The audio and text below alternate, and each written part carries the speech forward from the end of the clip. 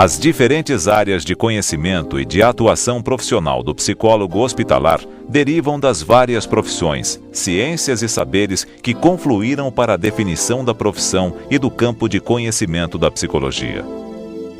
Em outra vertente histórica, a consolidação do campo da psicologia hospitalar tem relação direta com as transformações na instituição hospitalar nas primeiras décadas do século passado. Somente na metade do século XX, com a produção industrial dos quimioterápicos, como os antibióticos, acompanhada da incorporação de produtos tecnológicos, é que o hospital adquiriu características e missões novas, próprias de seu modelo contemporâneo. Os modernos métodos de enfermagem, a anestesia, a asepsia e os raios-x modificaram por completo a estrutura dos hospitais com a introdução de salas de cirurgia, aparelhagem adequada e novos conceitos de arquitetura e organização do espaço de tratamento. O hospital passou a ocupar um novo lugar não apenas na esfera da saúde, mas na sociedade em geral. Com o processo de modernização industrial, o hospital tornou-se um lugar de tratamento e recuperação por meio de métodos científicos. No interior da instituição hospitalar, a função dos diferentes profissionais e saberes também mudou no decorrer do século XX. Profissão regulamentada em São Paulo desde 1939, as enfermeiras formadas em cursos reconhecidos pelo governo passaram aos poucos a ocupar o lugar que antes era reservado às irmãs de caridade. As religiosas, além dos cuidados físicos dispensados aos doentes, se propunham a dar assistência espiritual e emocional, desempenhando atividades depois absorvidas pelos assistentes sociais e posteriormente pelos psicólogos. Desde a década de 1940, a psicologia fazia parte do currículo e da formação das alunas da Escola de Enfermagem da Faculdade de Medicina da Universidade de São Paulo, tendo entre seus professores Otto Klinenberg, que teve importante atuação junto ao curso de Psicologia na Faculdade de Filosofia da USP. Nos anos 1950, a psicologia começa a ter importância enquanto conhecimento e atuação na instituição hospitalar, inicialmente com intervenções pontuais e participação em pesquisas, como um estudo coordenado pelo médico Raul Briquet e pela psicóloga Betty Katzenstein, para a introdução do sistema de alojamento conjunto na maternidade do Hospital das Clínicas em 1950. Em 1954, a psicóloga Matilde Neder é convidada pelo chefe do grupo de cirurgia de coluna do Instituto de Ortopedia e Traumatologia do Hospital das Clínicas para prestar acompanhamento psicológico às crianças submetidas à cirurgia e também às suas famílias. Esta atuação marca o início de uma carreira de mais de meio século dedicada à psicologia hospitalar, daquela que é considerada a mais importante pioneira na área.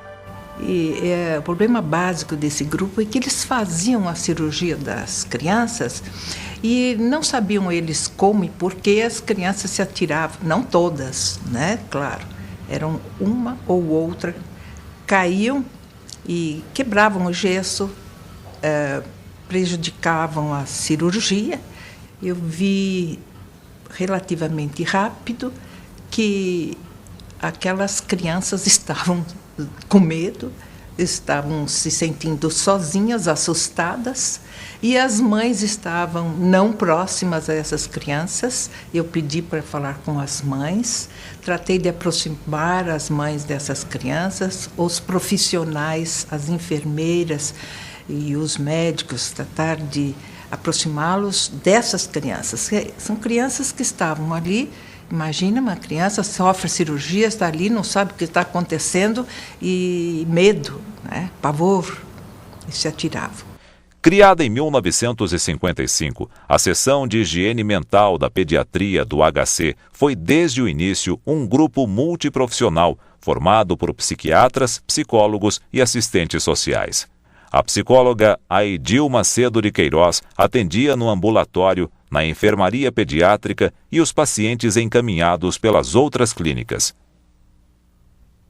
Na década de 1950, outra psicóloga é contratada e em 1959 a equipe passa a contar com 4 estagiários de psicologia por meio de um convênio firmado com a Faculdade de Filosofia São Bento, que havia iniciado há pouco seu curso de graduação.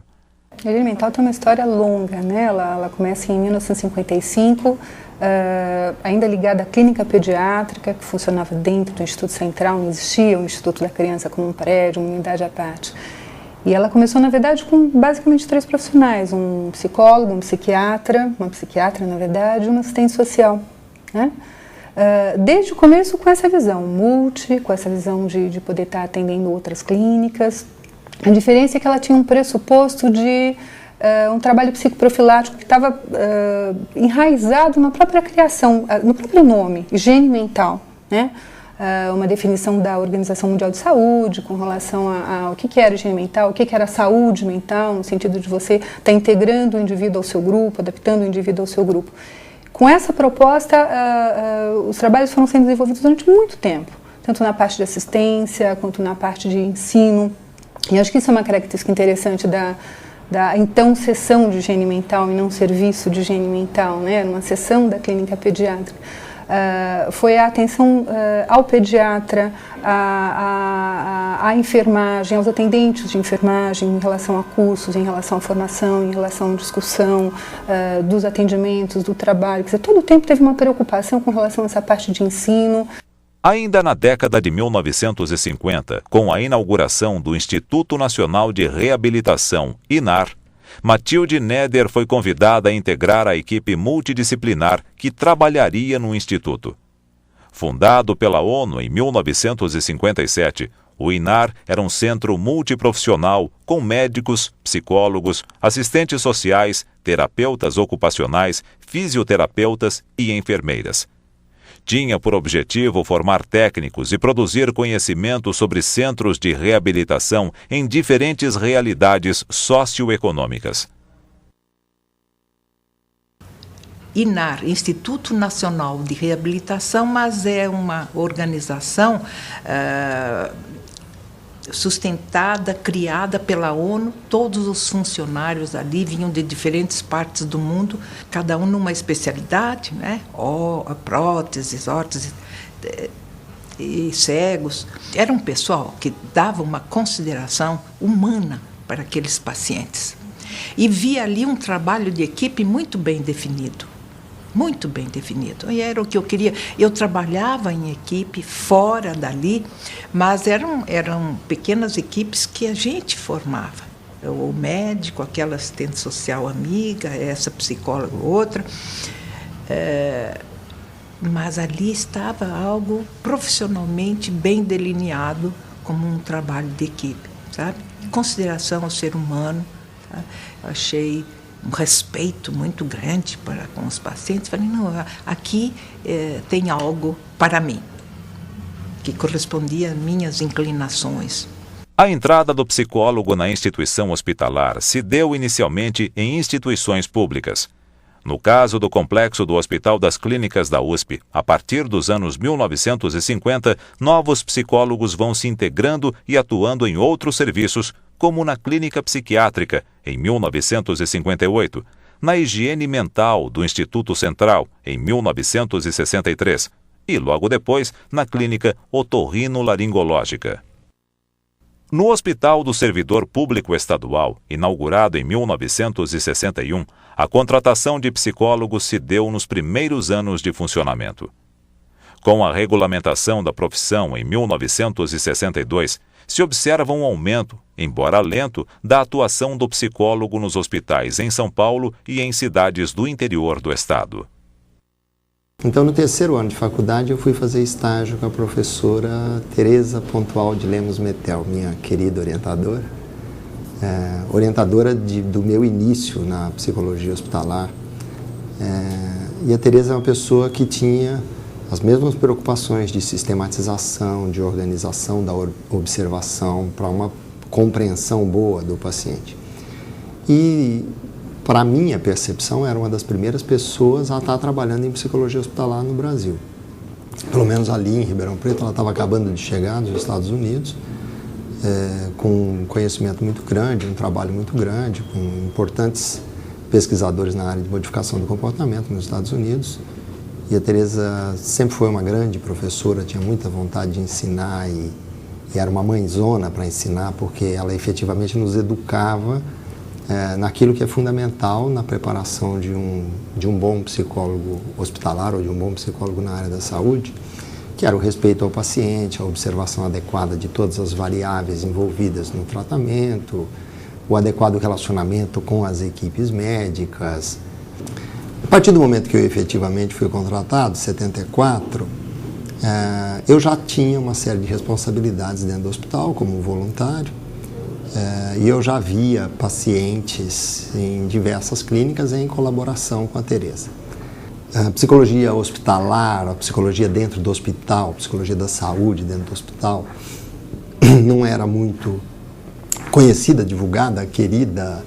A percepção que os médicos tinham do que era o papel do psicólogo do hospital ainda era um pouco defasada em relação ao que existia na realidade internacional, por exemplo.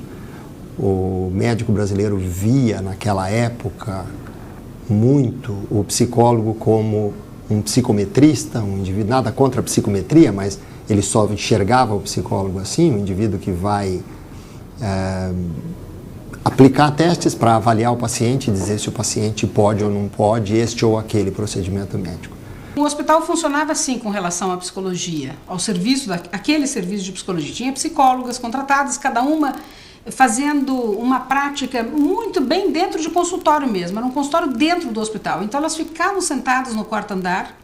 Quando havia uma solicitação, essa solicitação era preenchida pelo médico, apenas, numa folhinha amarela, até hoje é famosa as folhas amarelas, em que ele punha a identificação do paciente e o motivo da solicitação, e isso ia para uma pasta na psicologia. E nessa pasta, então, o psicólogo que estivesse disponível, que tinha encerrado um caso, vamos dizer assim, né, ia até a pasta e via o que ele queria atender. Então, se eu quisesse atender mais homens, mais adolescentes, mais pacientes vindo de uma clínica determinada, eu ia naquela pasta e escolhia. O complexo HC inteiro mandava os pedidos de consulta para essa pasta. Então, se tivesse um caso de depressão, tentativa de suicídio, qualquer coisa que uma outra clínica, a dermatologia, a neurologia, quisesse, mandava para o estudo de psiquiatria e ia para a pasta. O cliente passava pelo médico, pelo assistente social, pelo psicólogo que fazia avaliação psicológica e depois ele ia para a orientação profissional.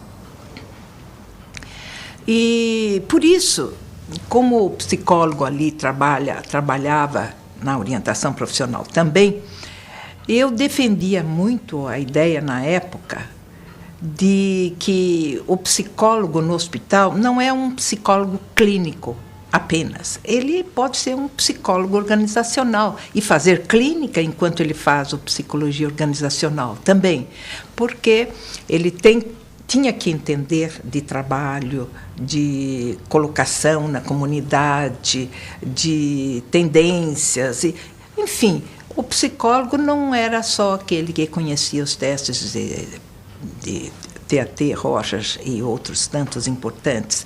Ele tinha que conhecer algo sobre a reabilitação no aspecto profissional também. Eu era psicóloga clínica, eu fazia psicoterapia, era observadora e acompanhante de Noemi Rudolfer. Ela fazia psicoterapia com as crianças e eu visitava as famílias, dormia em casa dos pacientes dela, observava de perto. Então, eu tinha tudo para ser clínica, psicoterapeuta. Então, de repente, eu me vi fazendo e cuidando de aspecto profissional também. A partir de meados da década de 1970, existem nos hospitais da capital vários serviços de psicologia coordenados por psicólogos.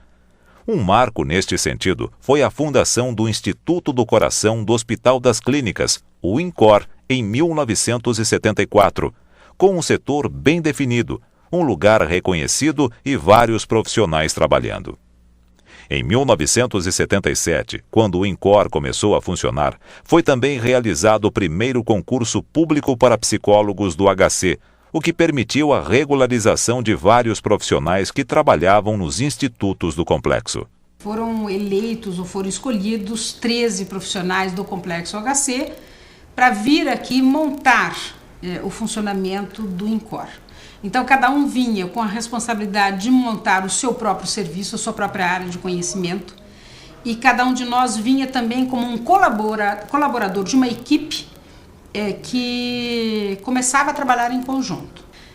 Isso faz a construção do hospital e do respeito do trabalho multidisciplinar extremamente diferente do que você ter um hospital funcionando e alguém entrar, né, ser inserido nessas tarefas.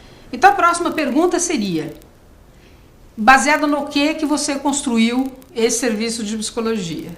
E eu digo que eu construí baseado na minha experiência de 4 anos de HC, porque eu aprendi tudo o que não devia ser feito. Então o modelo construído aqui no INCOR foi baseado em cima do não modelo. Então lá tem uma pasta, o sujeito fica sentado, alguém decide se precisa ser feito, o que vai ser feito, etc, etc. A orientação no INCOR: não, o psicólogo tem que estar andando no corredor, o psicólogo tem que ver a família na hora da visita, o psicólogo tem que sentar com o médico e discutir o caso clínico, o psicólogo vai decidir se aquilo lá é uma ação importante ou não, se é uma necessidade ou não. O psicólogo vai sentar e dizer: opa, estão fazendo um grupo de transplante? Então, espera um pouquinho só, eu tenho uma contribuição para dar, vocês não previram, mas eu posso te dizer como vai ser, e assim por diante. Isso daí eu acho que não pode abrir mão mesmo. Você não pode estar trancado dentro de uma sala, você não pode ser alienado ao que a equipe está fazendo, você não pode partir do pressuposto que tudo é interpretação comportamental, porque nós temos uma quantidade de drogas enorme participando nessa mudança de comportamento.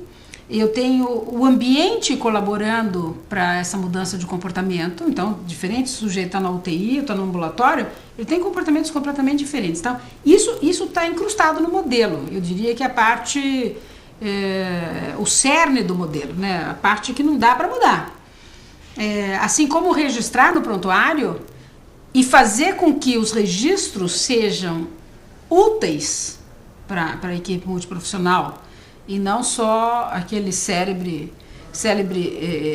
registro. O paciente está em acompanhamento, está sendo visto pela psicologia, quer dizer, que contribuição você está dando? Se você tiver alguma coisa que seja eticamente muito pessoal e que só você sabe, você tem que dizer ao paciente que você faz parte de uma equipe e que isso vai determinar o cuidado dele. Então isso tem que ser compartilhado pela equipe. E compartilhado dentro de uma ética superior à profissão de cada um de nós em separado. É compartilhado dentro de uma ética da equipe, mas que vai fazer toda a diferença no tratamento. Quem é a instituição pediátrica para nós?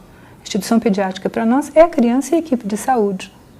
E a atuação, então, deixa de ser aquela que é mais um atendimento, vamos dizer, junto com outras categorias profissionais, com outras categorias da área de saúde, para ser um trabalho que vai dar conta daquilo que acontece com a criança, daquilo que acontece na relação, daquilo que é possível a pediatra compreender ou ter de subsídios para atender essa criança e essa família. Esse é o grande norteador, acho que sempre foi, talvez sem essa definição desde o começo, a criança e a equipe de saúde. Em vários momentos da história, essa história registrada que eu tenho no serviço, eu percebo que esse sempre foi a tônica, a criança, e uma criança não nasce num vazio, então a família, por tabela, está envolvida, né? E a equipe de saúde, aí considerando todos, mas aquele que na verdade é dominante na instituição, que é o médico e que recebe essas crianças, por princípio logo de cara, chega primeiro para o médico e depois para qualquer um dos outros, né? Inclusive nós. Ao redor de 73, 74, 1973, 1974, a visão que os médicos tinham do papel do psicólogo era de um profissional auxiliar que viesse para aplicar testes e dizer se um paciente podia ou não ser submetido a determinados procedimentos médicos. Não existia uma verdadeira interação de equipe, eu acho que não existia nenhum tipo de equipe, na realidade. Se chamava um outro profissional, o médico aceitava com muita facilidade a participação da enfermeira como parte da equipe. Um profissional bem subordinado a ele, sem nenhum questionamento, sem nenhuma participação em processos diagnósticos ou terapêuticos. Progressivamente, desde então, o que se construiu no Hospital das Clínicas de Ribeirão Preto foi uma participação cada vez mais ativa do psicólogo nas equipes hospitalares. Eu acho que de início a gente começou um trabalho, primeiro atendendo pedidos de interconsulta. Então existia um problema de uma criança internada na enfermaria de pediatria que estava deprimida e se achava que isso estava escapando da área do psiquiatra, que era um problema mais psicológico, e aí chamava o psicólogo para ver se ajudava nesse processo.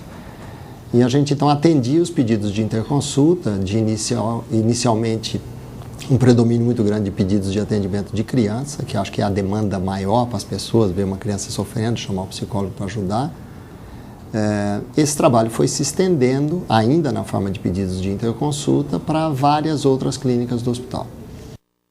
Uma das atividades mais importantes desenvolvidas pelo psicólogo no hospital é a interconsulta, que começou como um trabalho de psiquiatria na assessoria a médicos não psiquiatras. No Brasil, esta atividade começou na década de 1950 em instituições como o Hospital dos Comerciários de São Paulo, em 1954, e a higiene mental da pediatria do Hospital das Clínicas. Desde 1977, o Serviço de Interconsulta é um programa de treinamento de residentes na Escola Paulista de Medicina. Atualmente, a grande maioria dos hospitais gerais que mantêm um setor de psiquiatria conta com serviços de interconsulta médico-psicológica. O trabalho da interconsulta, ele busca exatamente uma integralização dos aspectos sociais e psicológicos na questão do adoecer, né, da área biológica, vamos dizer assim. Então a gente procura, com esse trabalho, aproximar não só o paciente e prestar assistência ao paciente que está sofrendo não só pela doença, mas pela interrupção da própria vida, mudança de projetos, mudança na rotina. Quer dizer, há um sofrimento do paciente e da sua família nesse momento, mas como também poder amparar e poder cuidar e até capacitar os profissionais da área de saúde que estão cuidando dele, né? Mas a assessoria era uma forma que a gente achava extremamente válida, porque ela era colocar um profissional da nossa área dentro de uma equipe, dentro de uma unidade, discutir as questões daquela equipe, produzir um conhecimento a partir das questões trazidas por aquela equipe, seja a abordagem de um caso, seja a compreensão, seja uma forma de intervenção, seja uma possibilidade de discussão do papel desse pediatra, ou da função, ou do incômodo desse pediatra ao atender determinada criança ou determinada situação, né? Ou seja, e criar um conhecimento a partir disso que gerasse uma escrita, que gerasse uma pesquisa, que gerasse uma fundação para o pediatra, uma fundamentação para o pediatra atuar, né? Então, e a ideia da assessoria vingou por muitos e muitos anos. Qual era esse lugar que tinha que ser sustentado? Um lugar de não dar respostas prontas, um lugar que não era de suprimir sintomas, que é o grande pedido, né? Se você suprime os sintomas, porque aí fica tudo tranquilo, o tratamento pode continuar. Não era um lugar de suprimir sintomas, ao contrário, era um lugar de pôr questões, era um lugar de interrogar o pediatra, um lugar de interrogar o paciente, né? E um lugar difícil de sustentar isso. Um modelo analítico de atuação numa assessoria. Com o aumento do interesse dos psicólogos pela atuação em hospitais, começaram a surgir os primeiros cursos de psicologia hospitalar, tanto na graduação como na pós-graduação. Desde o projeto de regulamentação da profissão, em 1958, a disciplina Psicologia Aplicada à Medicina já era prevista como optativa no currículo de graduação. No entanto, até o ano de 1977, quando foi formalmente introduzida na PUC, a disciplina não constava em nenhum curso de graduação. Pouco depois, começam a se organizar os primeiros cursos de especialização na área. Até que, eu não me lembro direito o ano, se é 76 ou 78, nós resolvemos criar a primeira residência em psicologia. Quer dizer, hoje eu sei que ela é a primeira residência, mas nós criamos uma residência em psicologia. Se permitiu que fosse criado dentro do Hospital das Clínicas de Ribeirão uma residência em psicologia que nós denominamos, hoje eu digo inadequadamente, de residência em psicologia clínica. O inadequado do título é o clínica, porque não era uma residência em psicologia clínica, era uma residência em psicologia hospitalar.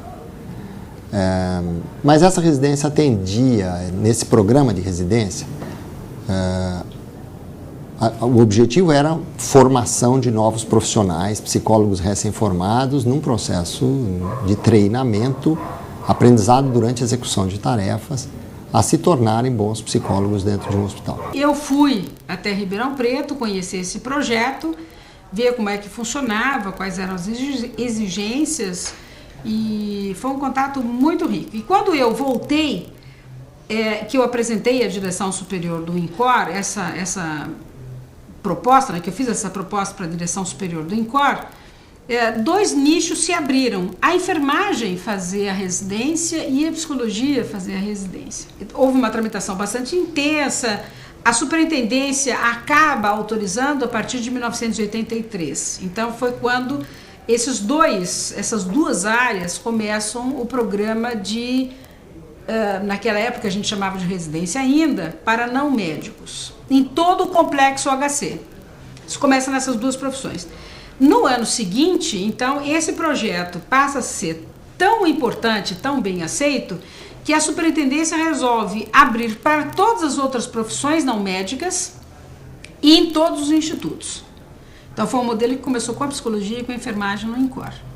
E começa um movimento dentro de um órgão do governo, que é a Fundap, do governo do estado de São Paulo, que é a Fundap, para normatizar esses programas de residência. Então a primeira coisa que a Fundap faz é cortar o nome residência e passar para aprimoramento. Por quê?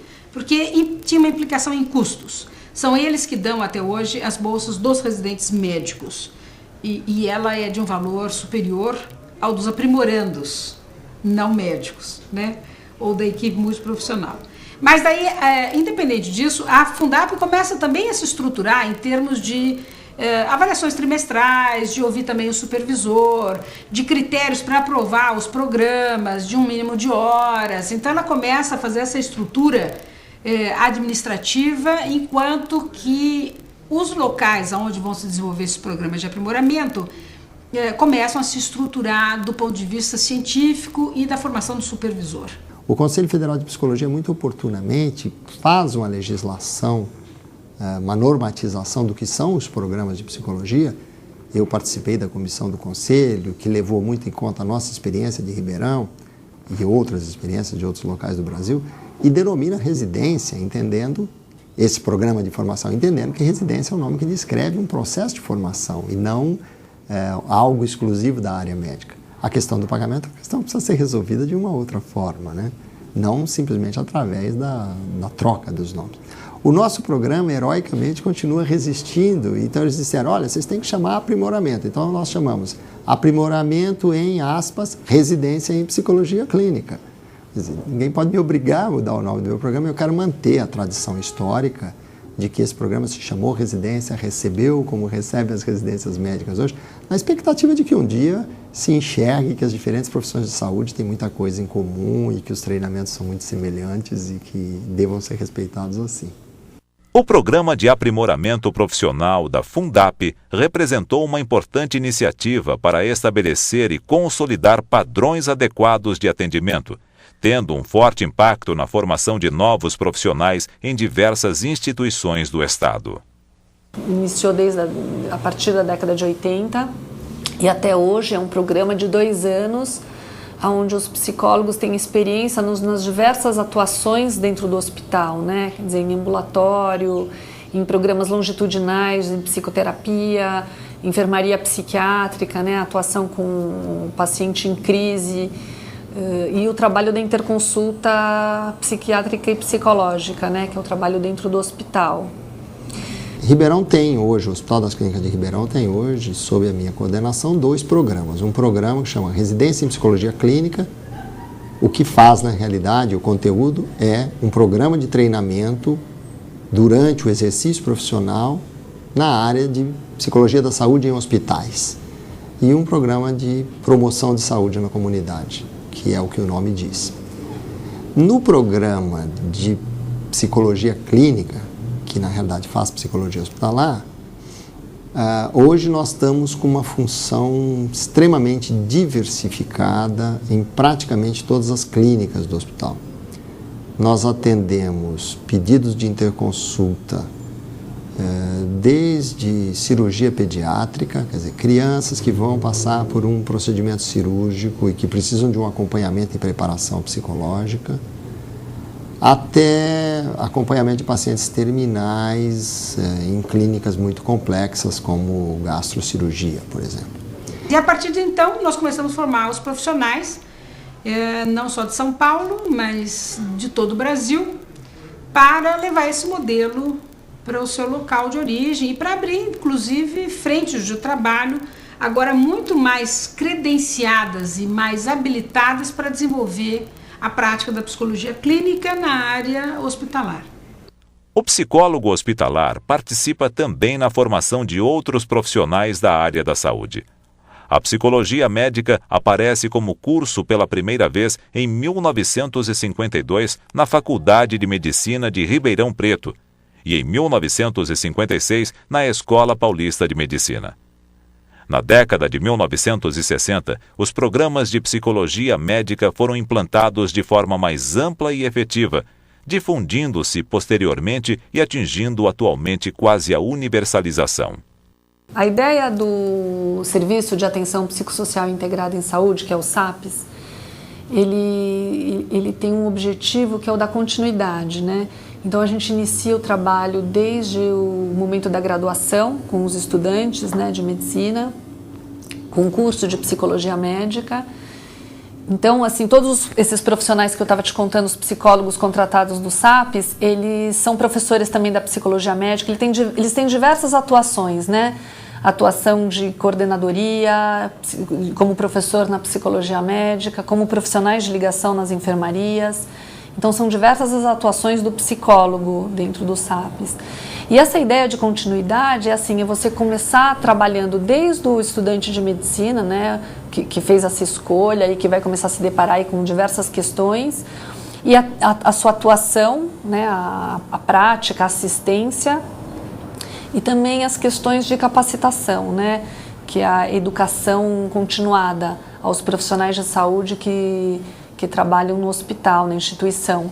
Então a gente tem esses três focos, né, que é o do ensino, o da assistência e o da capacitação.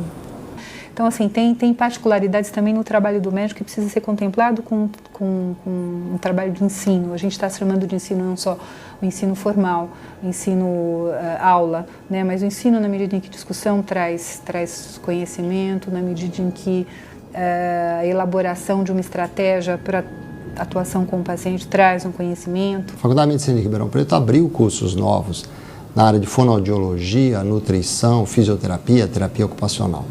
Esses profissionais também precisam aprender psicologia e como lidar com seus pacientes e como se estabelecem as relações interpessoais. Então, os psicólogos que ministravam psicologia médica passam a ministrar agora também psicologia das relações interpessoais e nas práticas pelas quais passam, seja o estudante de medicina, seja os estudantes de fonoaudiologia, nutrição, terapia ocupacional, eles são supervisionados por psicólogos contratados que estão desenvolvendo tarefas em ambulatórios ou enfermarias onde se vê pacientes no Hospital das Clínicas de Ribeirão. Então, eles vão lá e veem pelos olhos do instrutor dessa aula o que é a psicologia do paciente naquele aspecto. Além do ensino para residentes, a gente também tem uma disciplina na pós-graduação em pediatria, a gente tem módulos no curso de especialização em pediatria, a gente tem uma aula que faz parte da graduação de físio, da fono e da terapia ocupacional. Nós temos uma disciplina optativa a partir do 4º ano da graduação em medicina, o aprimoramento, que é de 1 ano. A partir dos anos 1980, se observa um aumento do interesse e do número de psicólogos atuando dentro dos hospitais, especialmente em áreas que tiveram grande desenvolvimento, como a cardiologia e, posteriormente, a oncologia. A psicologia hospitalar se apresenta como uma nova opção, especialmente para o grande número de psicólogos que chegam ao mercado de trabalho e que têm o modelo clínico como ideal profissional. Uma prova deste interesse foi a grande repercussão do primeiro Encontro Nacional de Psicólogos da Área Hospitalar, organizado pelos psicólogos do INCOR e do HC em 1983.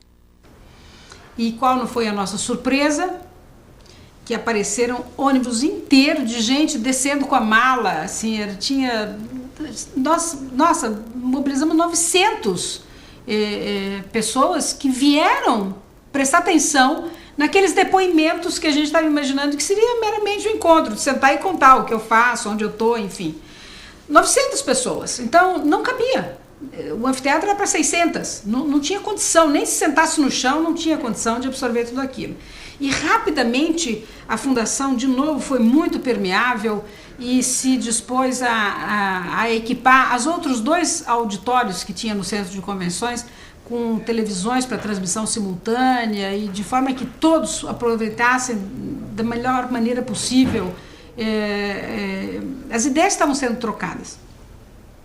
E como final do encontro,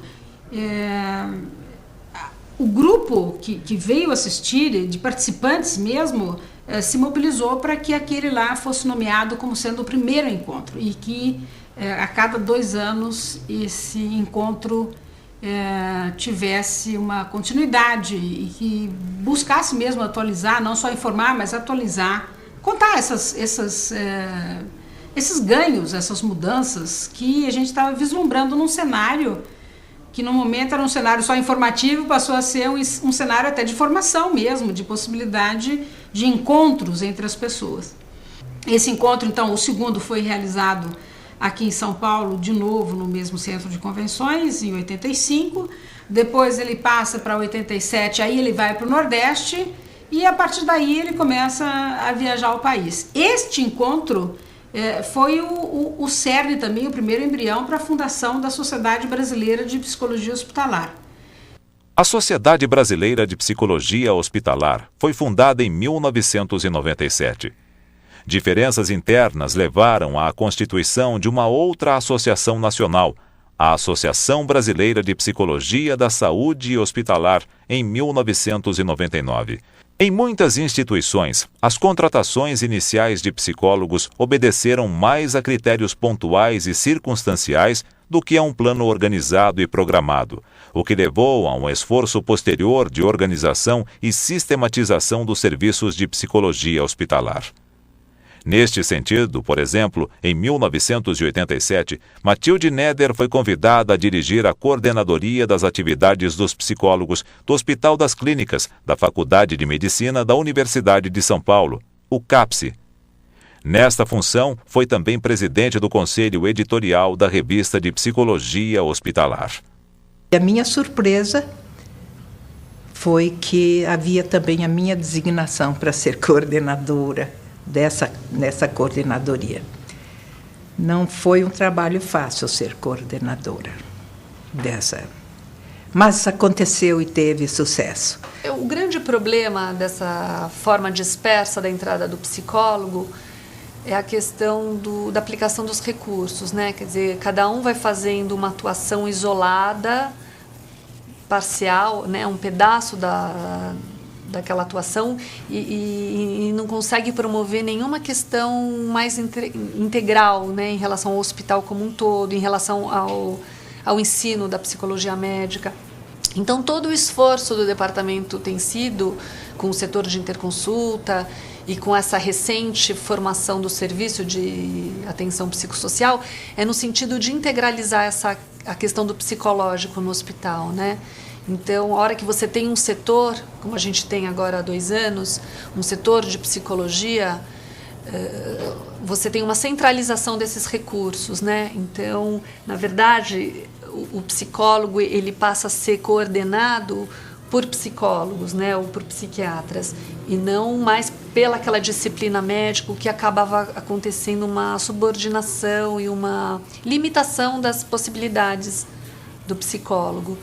Atualmente, a psicologia hospitalar é um campo profissional estabelecido, tendo expandido sua atuação para os hospitais privados e tendo sua importância reconhecida por profissionais de saúde, usuários e pelas políticas públicas de humanização dos hospitais. Esse pedido, né, da centralização do trabalho do psicólogo no hospital vem de encontro com um pedido da superintendência, né, em função de um projeto do Ministério da Saúde, que é o projeto de acreditação hospitalar, e que busca essa reumanização, né, dos procedimentos médicos, essa qualidade não só técnica e excelência, né, que os médicos já estão alcançando, mas também a excelência no contato humano e na integralização dessas questões que eu estava falando, né, as questões sociais e psicológicas.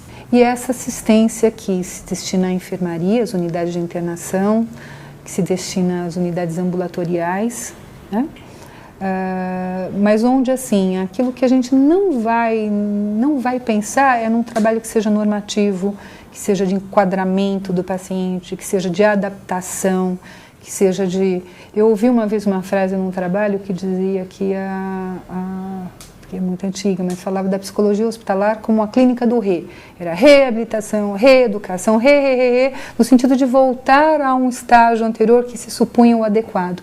Não é o que a gente faz, na verdade, né? A gente procura dimensionar para essa criança, né, aquilo que ela vive naquele momento e como ela pode viver isso agora, né, que perspectivas ela pode elaborar de futuro a partir daquilo, como ela pode transformar essa realidade, o que significa determinado sintoma que ela apresenta, com sua sintomatologia até orgânica, né, e nesse sentido entender o sintoma orgânico, o sinal orgânico como um sintoma que denuncia alguma coisa que é de uma relação, no nível do psiquismo, com uma causalidade psíquica que é importante, né? Mas isso tem tido um efeito muito bom, né? A gente discute cada vez mais com os médicos, cada vez tem mais reuniões, cada vez tem mais procura, no sentido de entregar, de entender, de articular os trabalhos. E o que eu acho que é muito interessante que se observa nesse período não é só a diversificação das áreas em que o psicólogo passou a trabalhar, mas o tipo de envolvimento que ele passou a ter com as equipes e o tipo de relacionamento que ele passou a ter com as equipes. No início, o que predominavam eram equipes onde cada um fazia a sua área, a sua parte, sem muita interação. Hoje, predominam mais equipes onde há uma efetiva interação entre os profissionais. Então, se eu usar a terminologia técnica, antes existiam muitas equipes multiprofissionais, eram múltiplos profissionais fazendo coisas diferentes, pouca interação. Hoje existem mais equipes interprofissionais, onde existe uma efetiva interação entre os diferentes profissionais. Os psicólogos hoje têm uma visão, às vezes, eu acho graça, porque não são muito diferentes dos psicólogos de antigamente, entre aspas, de alguns anos atrás. Não são muito diferentes. As preocupações podem ser outras, mas são preocupações de exercício da função. Os muito jovens já receberam muita coisa, como a gente diz, de mão beijada, né? Então, querem muita coisa também mais facilmente, né? Então, por que não? Por que não temos isso? Por que o médico já não nos recebe assim bem? Esquecendo que eles precisam também fazer sua conquista, né? Que a relação profissional é construída, a relação de profissional com outro profissional, a relação do profissional com a família do paciente, a relação do profissional com a administração. Isso é uma construção. Tive alguns marcos que eu acho importante e que tive o prazer de iniciar dentro da psicologia hospitalar. O encontro foi um marco importante. A minha tese de doutorado, que em 1987 traçou esse perfil do psicólogo brasileiro. A de livre-docência, que em 1997, então, fez uma comparação de uma década.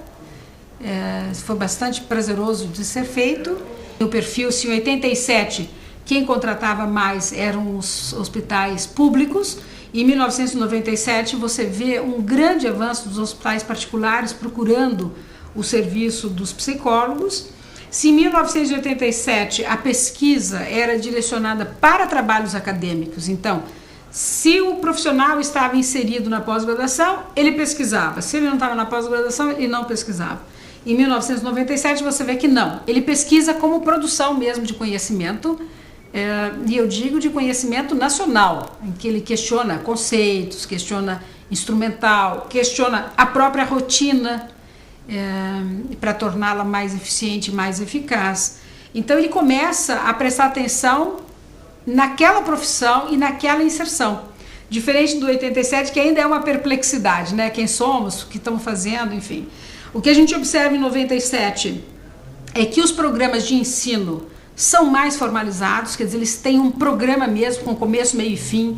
Todo mundo sabe quando entra o que vai aprender, aonde, com quem. Diferente de 87, que você tinha propostas de programas de estágio, do tipo passar 1 hora aqui por semana. Quer dizer, o que alguém aprende em 1 hora por semana? Não aprende nada, né? Eu não estou dizendo que não há em 97, eu estou dizendo até que em 2004 isso continua verdadeiro, o que é um absurdo, mas melhorou.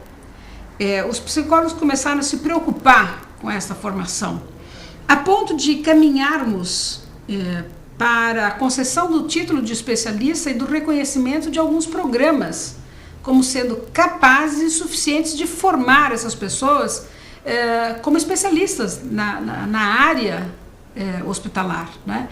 Eu acho que esse, assim, o auge do reconhecimento de que essa profissão está caminhando, de que essa especialidade está caminhando muito bem, com gente muito séria, com capacidade de formar, não só de informar, mas de formar pessoas que vão reproduzir esses programas.